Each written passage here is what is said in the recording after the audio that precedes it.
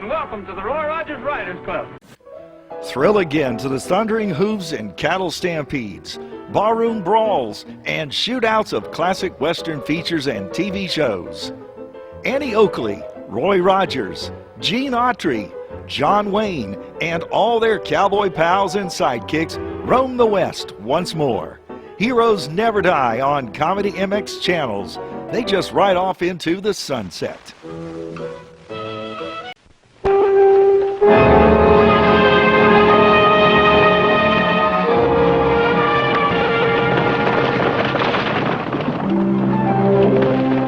In the closing years of the last century, the outlaws of the Southwest were chiefly men of direct action, taking their tribute from society at the point of a six-gun or a Winchester. During these years, it became the task of a young physician to expose a new type of criminal who opted by less violent methods. Rex Allen stars as the Frontier Doctor.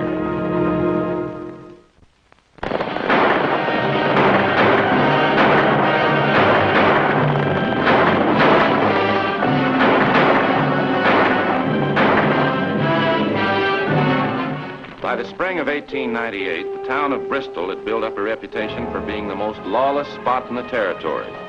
For some time, I'd been wondering how my old friend and colleague, Dr. Marshall, was getting along in the middle of all this violence. It wasn't long before I found out.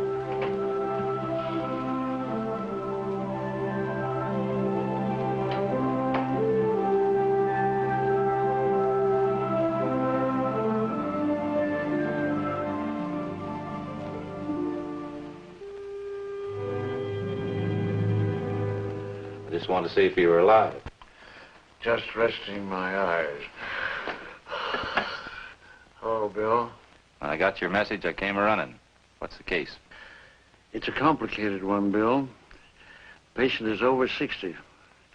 There's an occasionally irregular heartbeat, frequent attacks of indigestion, general lassitude, and some mental vagueness. Can you suggest a treatment? How many times have you told me never to diagnose a case without seeing the patient? You're seeing him now. So that's it. Well, I can tell you already, it's just a plain case of overwork. And you didn't need me to tell you that. Sounds like another fracas.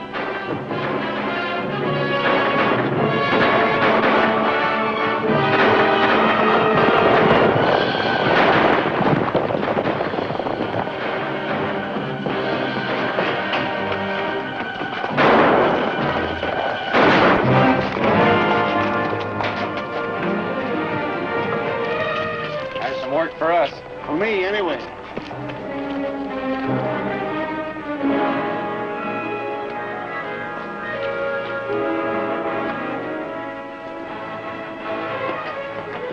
Excuse me.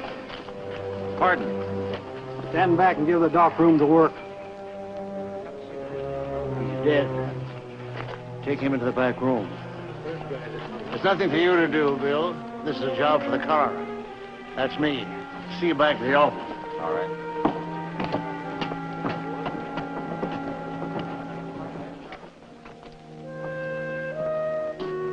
Who was it?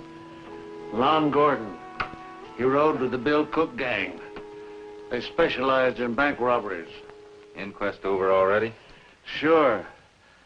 I've signed the man's death certificate, and they're putting his body in a coffin right now to ship back to his folks in Oklahoma. Doesn't that take care of everything? Yeah, I guess it does. All except your case. Huh? If you're taking care of all this coroner work along with your regular practice, it's easy for me to see why you need a vacation. Who said anything about a vacation? Look, I know the whole countryside's been depending on you for the last 30 years. But they're going to have to learn to do without you sooner or later. And if you don't take a rest, it's going to be sooner. We've got another job for the coroner, Doc. Who is it now? Grant Wheeler, one of the bunch that stuck up the train over by Wilcox. See you later, Bill.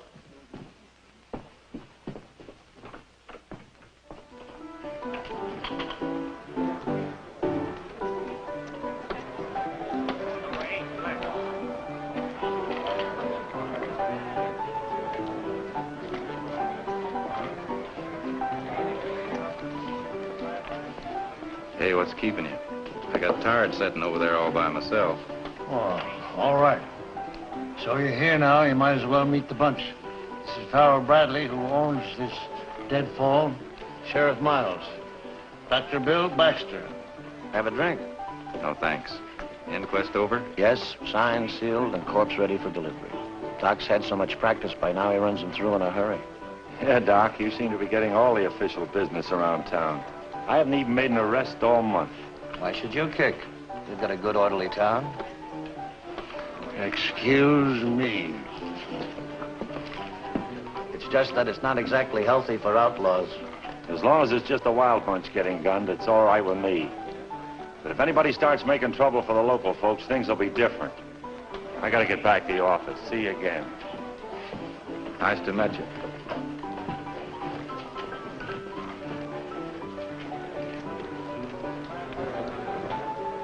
Where I went to medical school, Doc, this stuff wasn't prescribed for what you've got. I know. I ought to start that vacation right now. Be the smartest thing you ever did. Come on, I'll help you get packed. You can be on your way.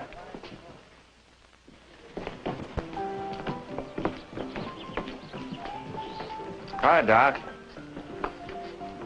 Is that Doc Marshall I just saw leaving town? Yeah. Emergency call?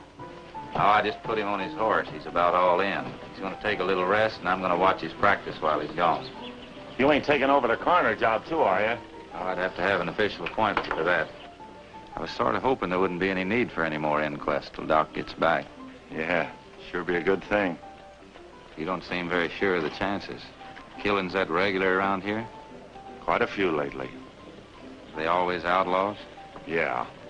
Usually tangled with some other gunslinger, or else it's a dry gulching like that one this afternoon. Seems kind of funny they happen so often in this town. Well, these owl hoots have to be picked up sometime, somewhere. No wonder Doc was all beat down. He had to take care of all these coroner cases, didn't he? Yeah, but you don't have to, so quit worrying about it. Well, the best place to spread the word is a new doc in town is inside. Come on.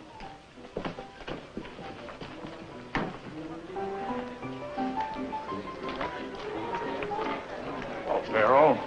Miss Rita? Howdy, Sheriff. Hello, Doc.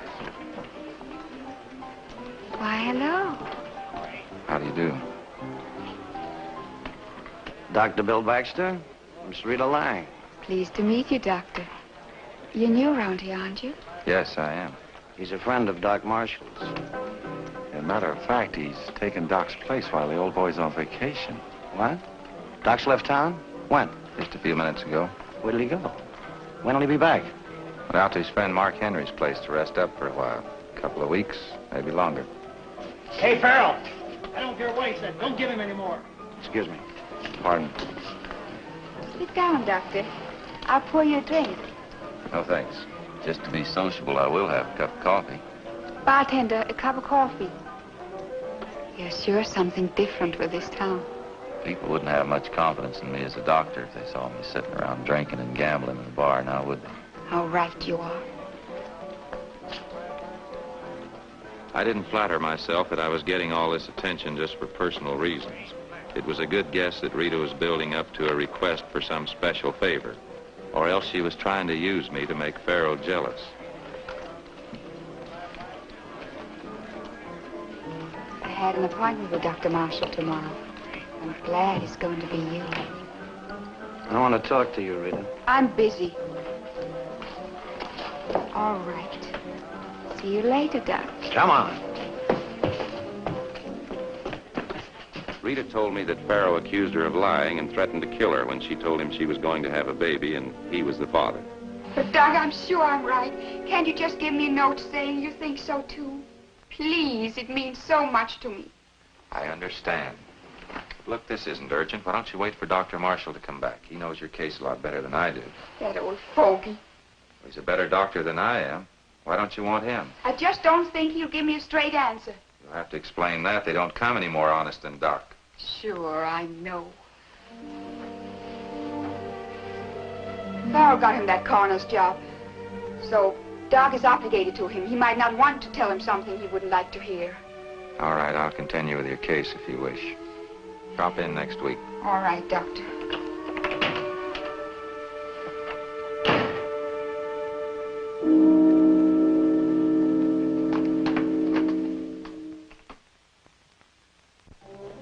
I felt sure something was wrong around this town. Those killings were happening too regularly and being covered up too smoothly. And Rita's remarks confirmed my fear that my old friend Doc might be implicated. Since everything seemed to center around Pharaoh's saloon, I decided that was the best place to pick up further information.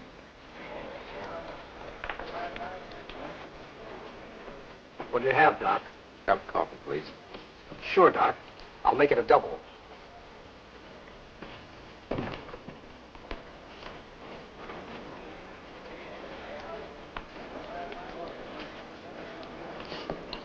Give me a drink, quick.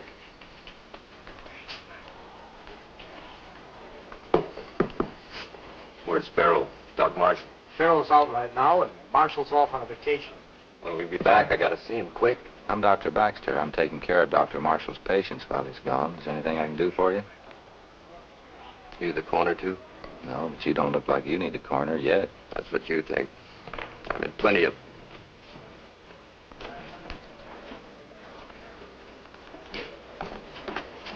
About time you showed up. I gotta do business with you right now. The Rangers... Shut up.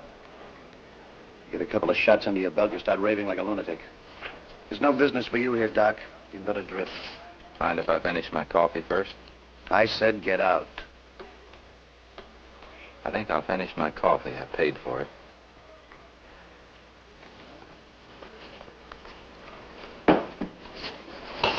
You heard him. Get going. I'll go when I'm ready. You're going right now.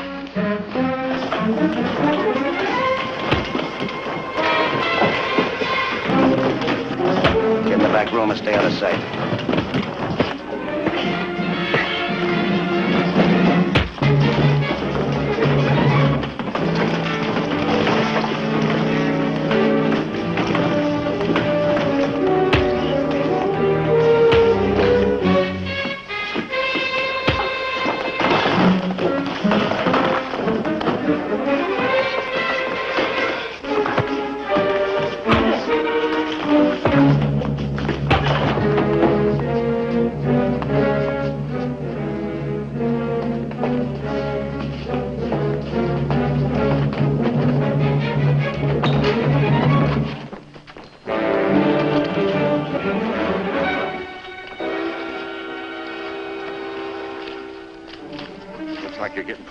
With the boys, Doc. You want to file a complaint with me? Oh, I had a little disagreement with some of Farrell's bouncers. That ain't hard to do. You sure you're all right? Yeah, I'll make it.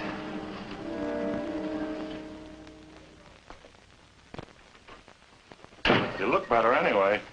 Yeah, I guess I'll live. Went over to Farrell's just to check up on things. Heard him ordering Luke to ride out and bring Doc Marshall back to town. Thought you might be interested. I sure am.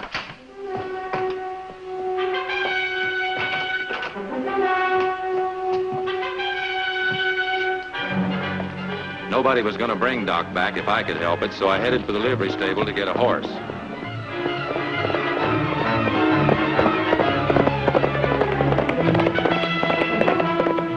Luke had a head start on me, but he probably wouldn't be in any hurry, and I knew a few cross-country shortcuts.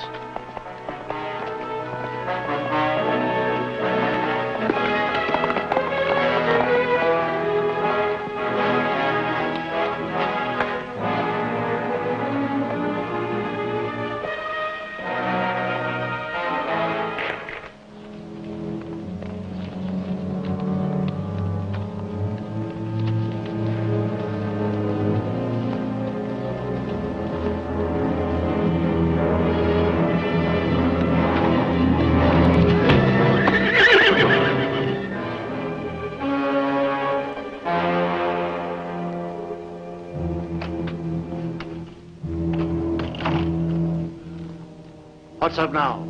You alone? Yes, Mark and the missus went to town. Farrell sent a man out here to get you. I met him first. Some tough-looking character just hit town. Probably another outlaw.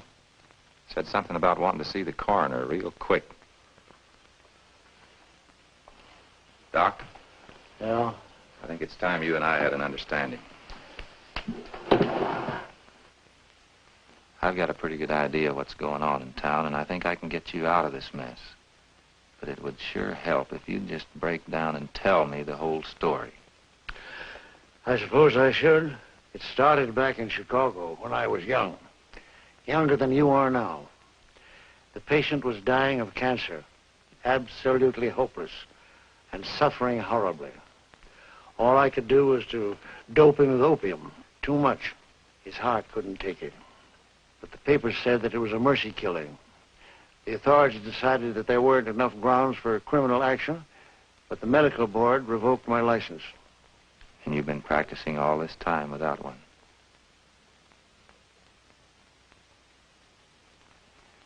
Strictly illegal. But after all the good you've done, Doc, That's how I excused myself. I felt justified until Farrell Bradley came out here. His family were patients of mine in Chicago, and he recognized me. He put the pressure on me gradually. First, he had me appointed coroner. Then he started telling me what death certificates to sign. You mean that some of those men you certified weren't dead? None of them were. Any outlaw with enough money can make a deal with Farrell to have himself officially declared dead. That takes the law off his trail, move to another territory, change his name, start in business again. But I've had all I wanted. I'm going back with you right now and give myself up. Just a minute. Do you think Farrell would have something to say about that? Well, of course, but that can't be helped. I think I know a way to get Farrell out of the picture. Are you crazy? You can't buck Farrell and all his gunmen. Maybe not, but I can get them started to fighting among themselves. Bill, I won't let you do it. Doc, I don't see how you can stop me. See you later.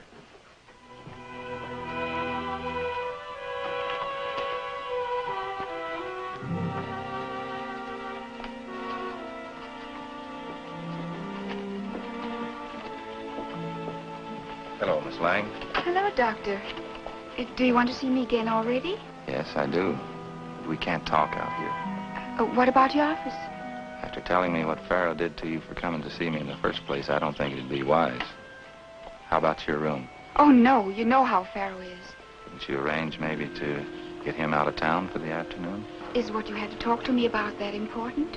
I think so. I guess I can. Meet me at the back door of my room at 2 o'clock. I'll be there. Bye.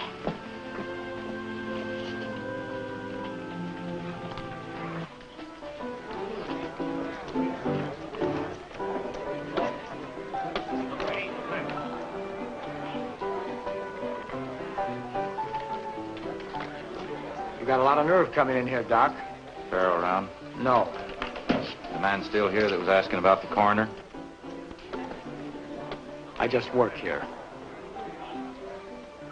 Too bad. I had an important message for him from Dr. Marshall. Sit down. I'll handle this.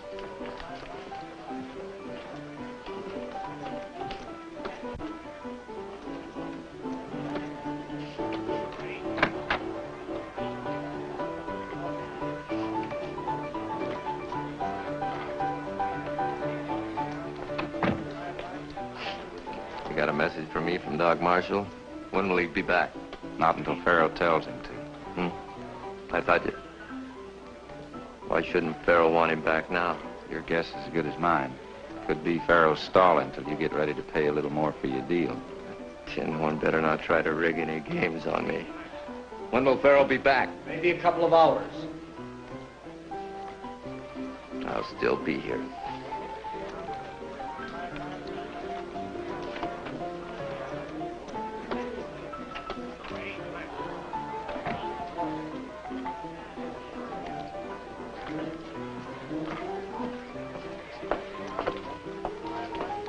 Past 2 o'clock.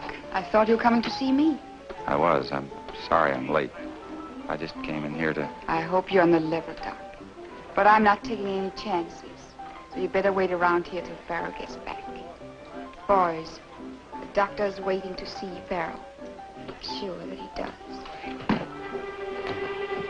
I thought I'd planned things pretty well, and enough to start an explosion in Farrell's organization. But now, thanks to Rita, it looked like I was going to be right in the middle of the fireworks.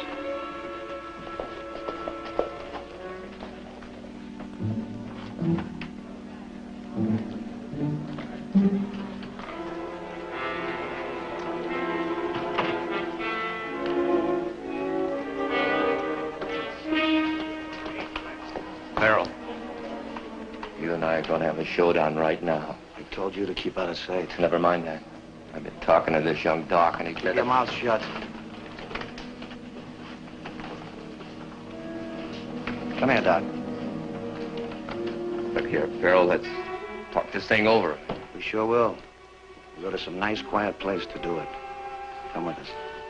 I didn't expect Farrow to make his appearance at that moment because I had learned from Rita that all the gunmen that Farrow had declared legally dead were waiting for him in Box Canyon, preparing to stage one of the biggest train robberies in the Southwest.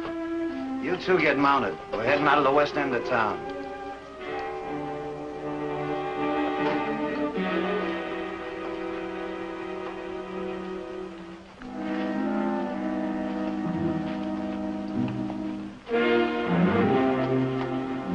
Go ahead so I can watch you.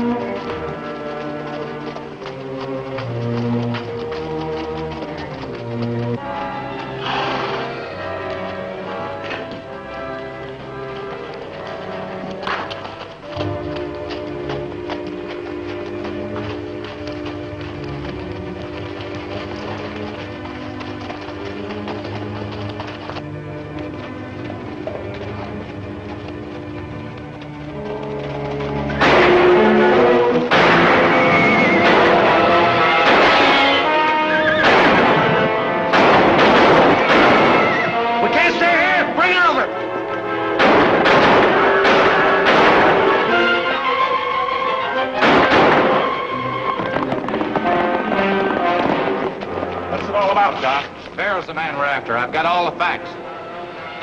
We'll get our horses. And get a big posse.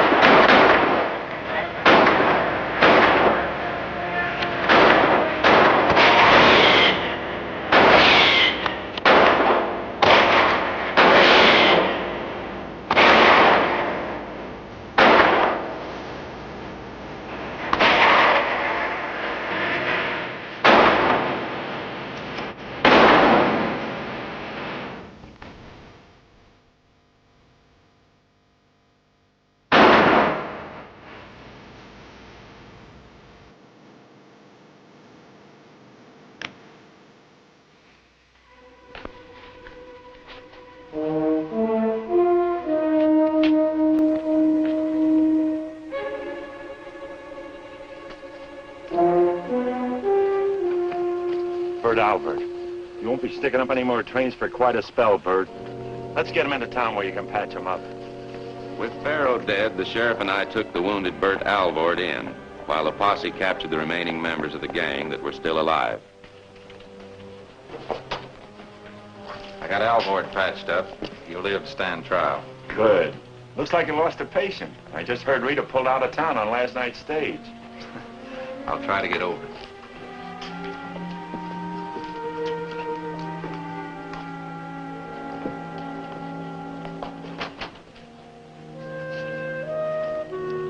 Hello, Bill. Well, Doc, how are you feeling? Fine. What are you doing here? Just what I said I would. As soon as I heard Farrow was out of the way, I came here to give myself up for practicing medicine illegally. I've learned my lesson. It's no use trying to fool the law, even if you do think that you're justified. I'm going to clean the slate and take whatever penalty they hand me. It'll take 12 men to convict you, Doc. Sure, I know that. And where do you think they're going to find 12 men in this county who haven't been one of your grateful patients at one time or another? Good luck, Doc. Thanks, Bill.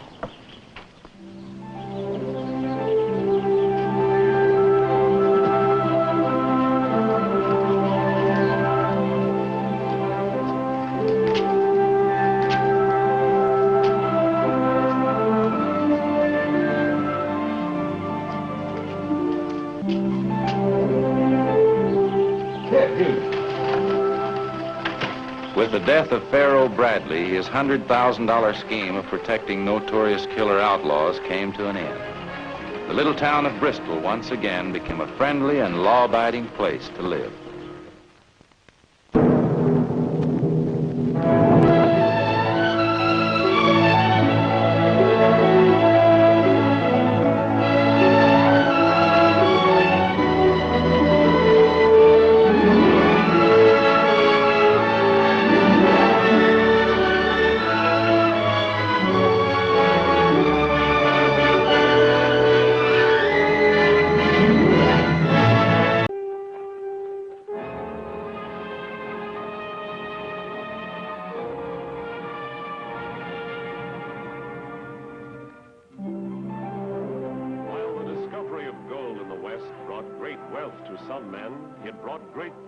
To others. Miners burrowing deep in the earth for gold often found death instead. When the actions of an unscrupulous mine owner menaced the safety of an entire community, one man found the courage to fight back. Rex Allen stars as the Frontier Doctor.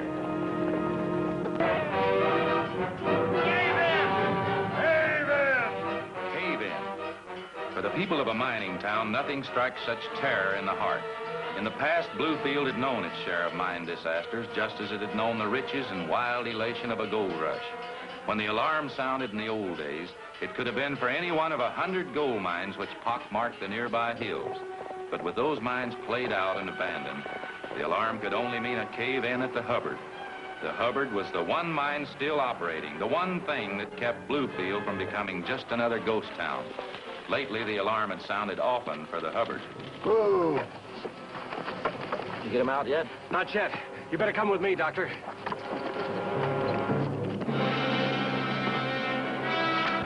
Here's the doc. They don't need him. They're both dead? God have mercy on their souls.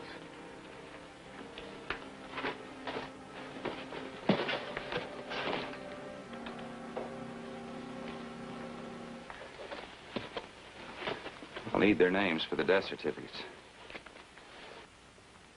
This is Hank Welsh.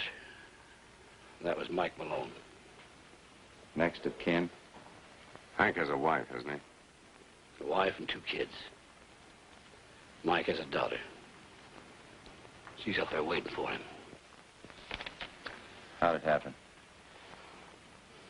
Faulty timber gave way. What's wrong here, Lynch? This is the 4th mine cave-in in a month. Don't ask me. It ain't my fault. Whose fault is it? You're mine foreman. I only work here. Now, look, if you don't like the way this mine's run, you talk to Hubbard about it. All right, I will.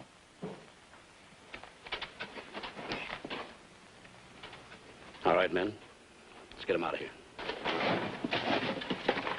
Take it easy.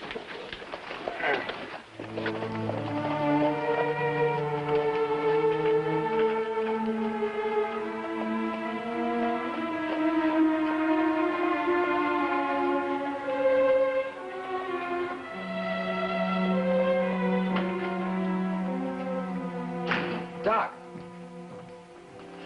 They get them out? They got their bodies out. You mean they're dead? Mike Malone's dead? This is gonna be awful for Kitty. The other fellow had a wife and 2 children. Clay, is your father in?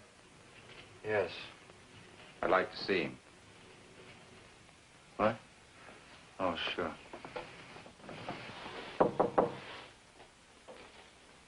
Come in. Malone and Welch are dead. It's a rotten break. Mike was a good man.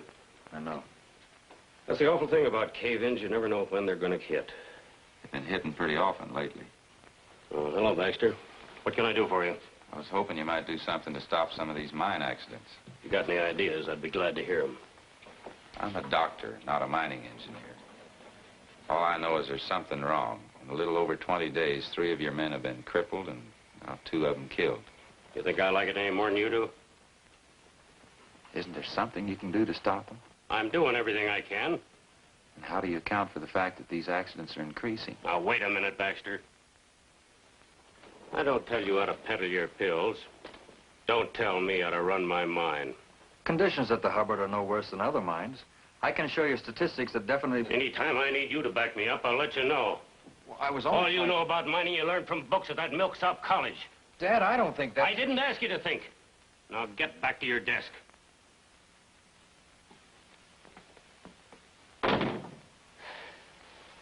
Sorry I lost my temper, Doc. You see, 20 years ago, when I worked the mines of Virginia City, nobody cared whether you lived or died. Kitty. I just heard about Mike. I was going to come over... Take your hands off me. Well, Kitty, you're not being fair. After all, you and I... Not being fair, am I? Well, I'm not to blame Maybe for... you're not to blame, but your father is.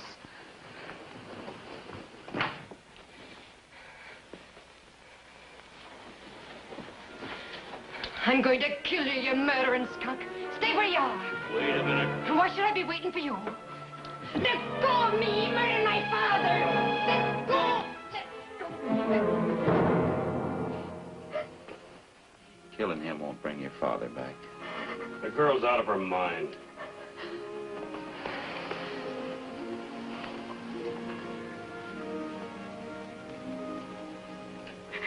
You murdered Mike as surely as if you put the gun to his head and pulled the trigger. And I hope you choke on the money you made doing it. What are you talking about? Ask him. For weeks now, he's been shoring up the mine with rotten second-hand timber. That timber's sound as $1. It's as rotten as yourself. Ask the men working for you. Well, if that's what they think, nobody's forcing them to work for me. That's what I expected you'd say. Well, I'm glad you said it in front of your son. Maybe now the poor weak thing will be realizing what a money-grubbing, heartless excuse of a man he is for a father. Kitty, listen a minute. I've listened to you enough.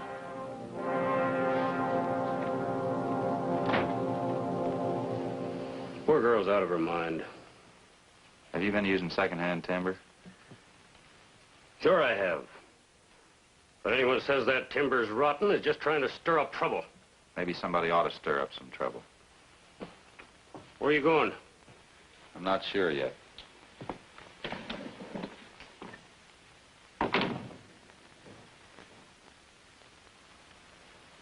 Well, why are you looking at me like that?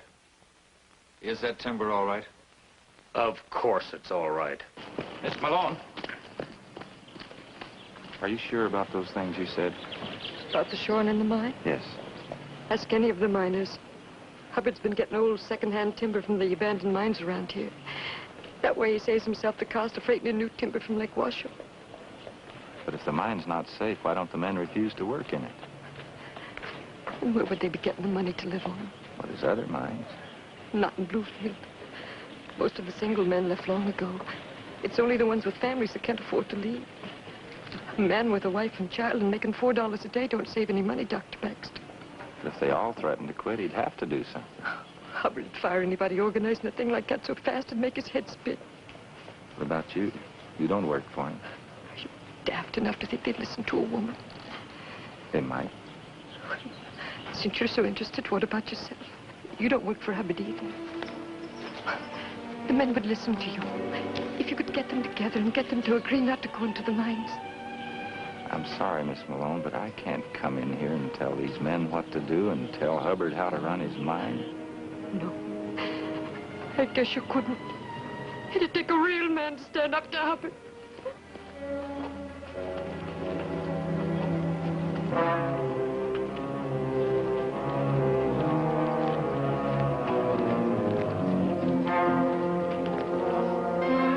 We've been waiting to have a talk, Doc. What about? I hear you get kind of worked up about these mine accidents. Who told you that, Hubbard? This yours? You know it is. Put it back. You don't like it, somebody sticking their nose into your business, do you? It's got valuable medicine in it. I said put it back.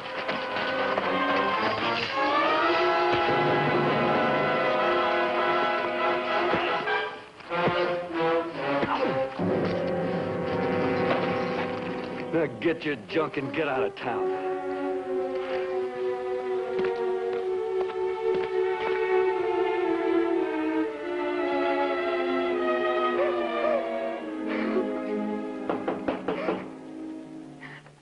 Just a minute.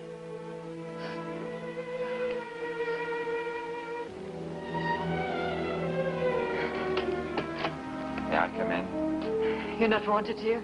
Malone, please.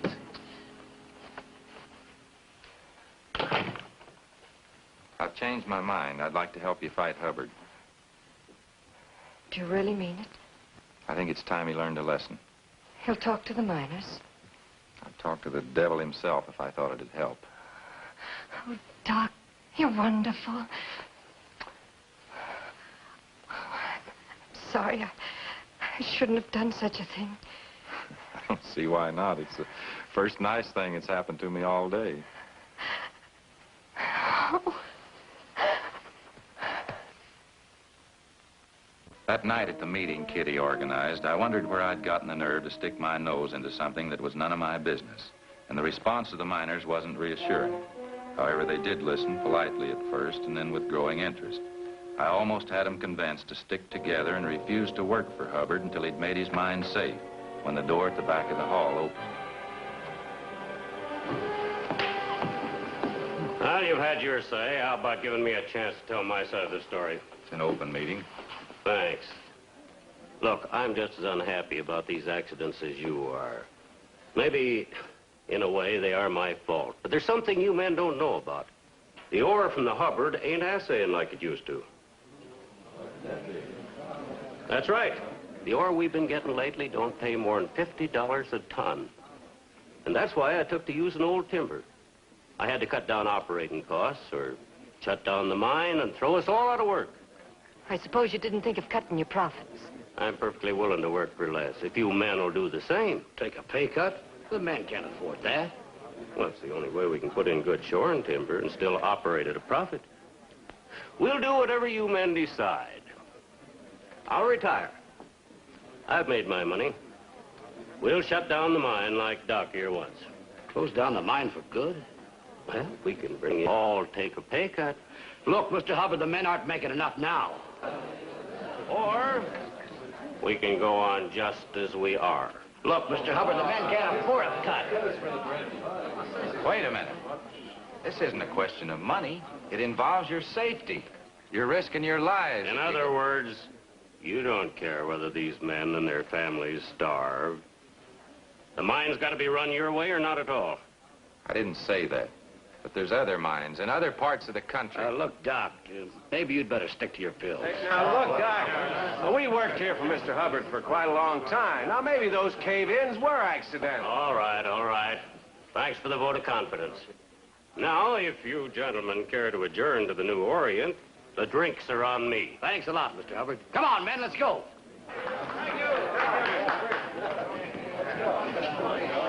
Doc, I warned you to keep your nose out of my business. Tomorrow morning, I'm going to Elkton. I'm going to the governor and ask him to shut you down.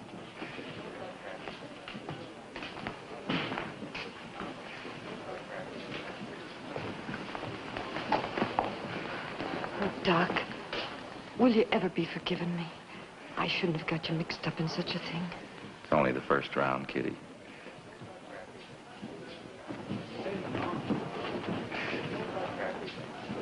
Come on, I'll see you home.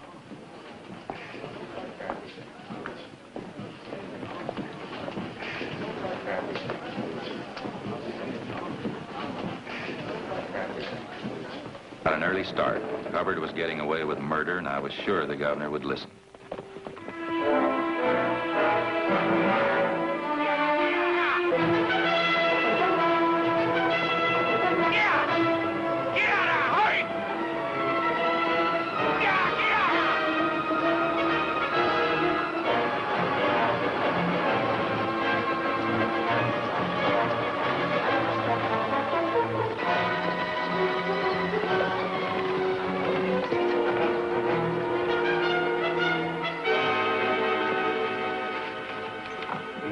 after money, you've got the wrong man.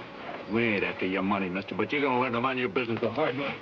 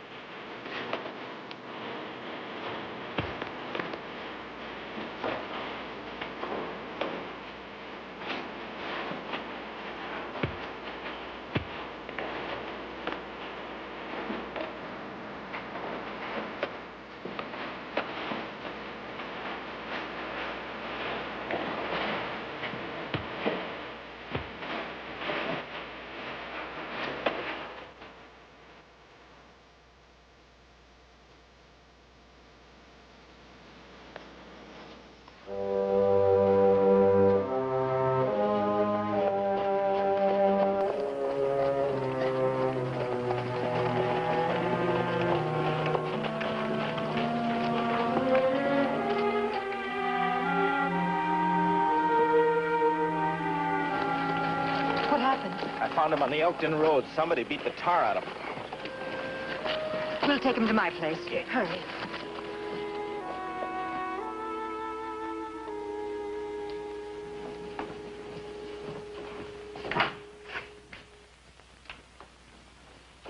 A rancher just brought Doc into town. He's been beaten up. Why'd you do it? If the mine's as safe as you say it is, what difference does it make if he sees the governor? You mean you think I had him beat up? Didn't you? Of course not. Then who did? The boys were pretty sore at Baxter for trying to shut down the mine. They could have done it. A lot of people are still going to think you did it. Who cares what they think? I care what Kitty Malone thinks. You're not serious about that girl. I didn't realize until last night how serious I was. I can't have her thinking we had anything to do with this. Hey, wait a minute, you darn fool! Next time I need a nurse, I'll sure know where to look for one. I've had lots of practice. Mike was a great one for brawls. Well, many's the time I've had to... The door's open.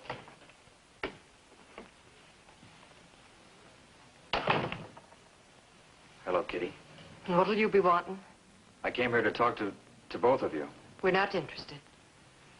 Dad didn't have you beaten up. Is that what he said? Yes. And I don't think he'd lie to me. Why should you be an exception? You're only a son. Now, look here. I came over here to try to straighten things out, but if you're just going to... Hey, it doesn't matter who beat me up. The important thing is that your dad's endangering a lot of lives with that mine of his. But it can't be that dangerous, or the men wouldn't work for him. Would you work down in the mine? Of course I would. Go on with you. Your father wouldn't be letting you. I'll work in the mine if I want to. Why should you? To show you how pig-headed and stubborn and wrong you are.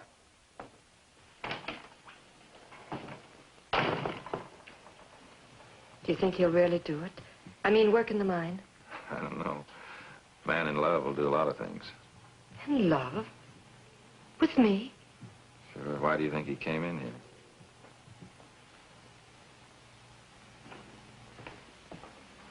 Mr. Hubbard, you send Clay to work for me? What are you talking about? He showed up at the mine and asked me to put him to work in the lowest level. You mean Clay's down there now? Yeah. I just thought I'd check with you in case. What's the crazy fool trying to do? Get himself killed?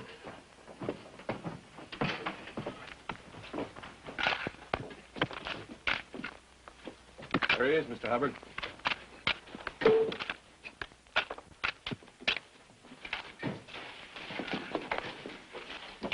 Put your clothes on and get back to the office.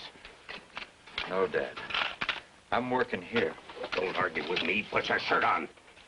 Dad, I have to prove something to somebody. Well, you're proving us what a fool you are. Lynch, clear the men out of the shaft. Well, move! Clear the shaft! Clear the shaft!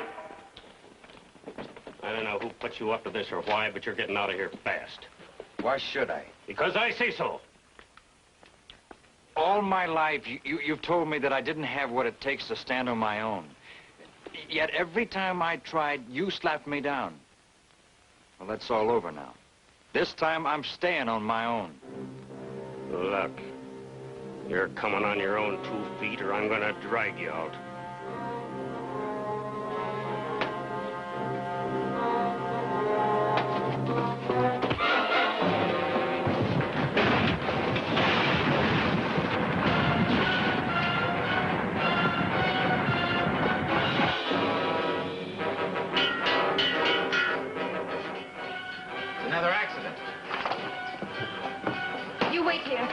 that how bad it No, they'll need me. You're in no fit condition. Clay! Clay! Clay! Dad! Dad! Stop it. Come on, you gotta get out of here. No! Come on, Clay! Cave it! Come on! Oh! No, Clay! Hey, Jim! Pete! Come here! Come on, Mr. Hubbard. Come on, get it. Come on. No, no. Come on. I told you you were going to get out of here. Listen. Now, listen. Will you listen? The whole section went out. We tried to reach him by digging. We'll just cave in more of the mine. You're yellow. Listen, you're yellow. Now, you listen. That shore and timber was all right. I might be willing to risk it. But I've killed my own son.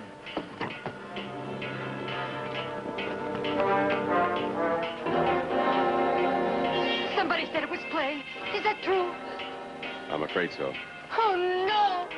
What are the chances of reaching him? The whole section of the mine gave way. I've got men checking the air shafts, but it'd be a miracle if one of them's still open. Well, I hope you're satisfied. There's Mike and now your own son. If I didn't love Clay, I'd be glad. Mr. Howard! Mr. Howard! One of the air shafts is open. I can hear him. Get her off. Come on, let's go.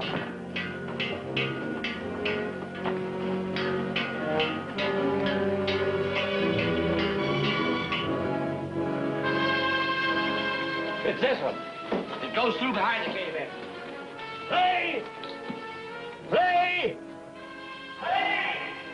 Can you hear me, son? Dad! I can't move! He's alive. Thank God he's alive. Here's a rope. Give it to me. I'm going after him.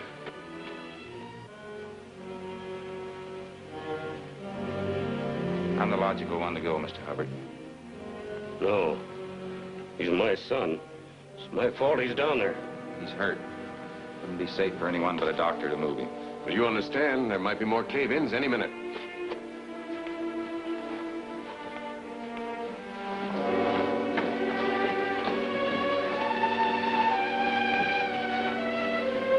You do this for me?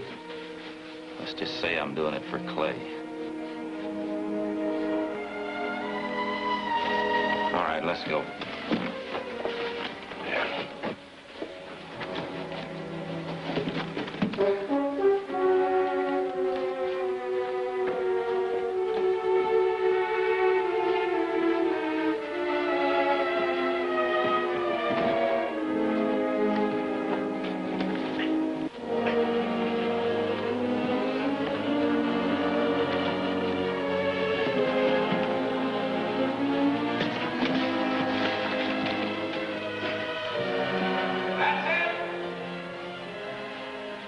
Hit the lower level.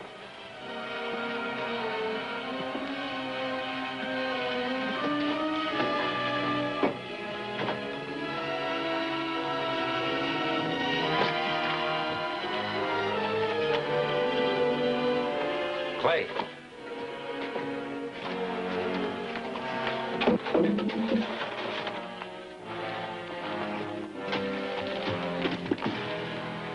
Hit you in here anywhere?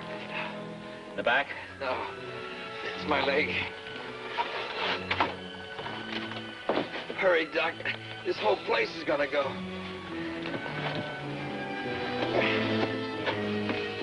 If you can scoot out of there now.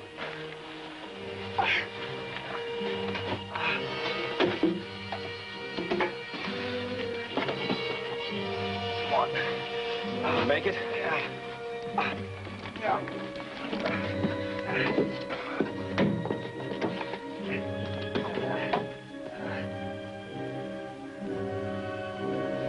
Get your good leg in this loop.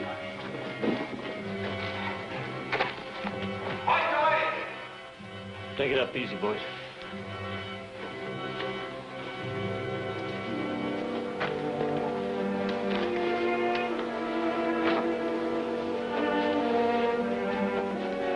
Sure, and he's got to get out of here and make a living for us. She's right. How much longer do I have to wear this thing? Ah, you're doing fine. Couple more weeks. If I had such a pretty nurse, I don't think I'd be concerned about it. Get on with your planning. By the way, I saw your father this morning.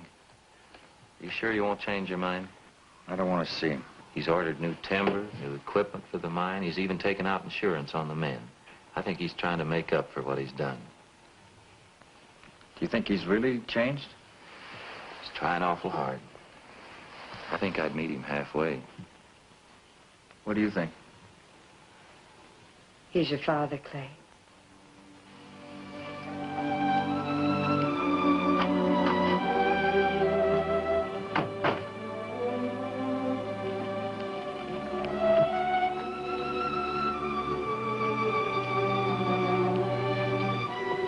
What'd he say? Well, he wants to see you. No? Yeah. Thanks, Doc. Thanks, Doc.